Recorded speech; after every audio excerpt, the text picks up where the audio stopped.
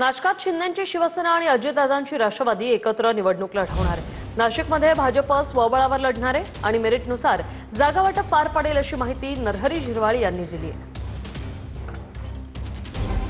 नाशिक महापालिकेत शिंदेची शिवसेना आणि अजित पवारांची राष्ट्रवादी एकत्र लढणार आहे। नाशकात भाजपनं स्वबळावर लढण्याचा निर्णय घेतलाय, तर ठाकरेंची शिवसेना, काँग्रेस आणि शरद पवारांची राष्ट्रवादी यासह मनसे एकत्र लढणार आहे।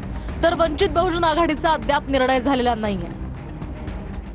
15 दिवसापूर्वी महायुतीची बैठक त्या ठिकाणी झाली होती, परंतु त्यानंतर 15 दिवसामध्ये सकारात्मक कुठलाही प्रतिसाद त्यांच्याकडून आला नाही आणि म्हणून आम्हाला देखील आमचे पक्ष वाढवायचे आहेत आणि आमच्या पदाधिकाऱ्यांना देखील संधी द्यायची आणि म्हणून त्या संदर्भामध्ये आम्ही तो सकारात्मकपणे आम्ही जर उद्या बोलवलं नाही आम्हाला तर आम्ही आमची तयारी करून ठेवावी या दृष्टीने आम्ही पुढे जात आहोत। महायुतीत लढण्याच्या संदर्भातच कुठं चर्चा करायला त्यांची तयारी नव्हती, म्हणून हा प्रसंग या ठिकाणी उद्भवला। विश्वास ठेवला होता आतापर्यंत की बाबा आपण महायुतीत लढू, त्यांच्या मनात काय असेल माहित नाही, कदाचित त्यांना आम्ही असलो नसलो तरी काही फरक पडणार नसेल।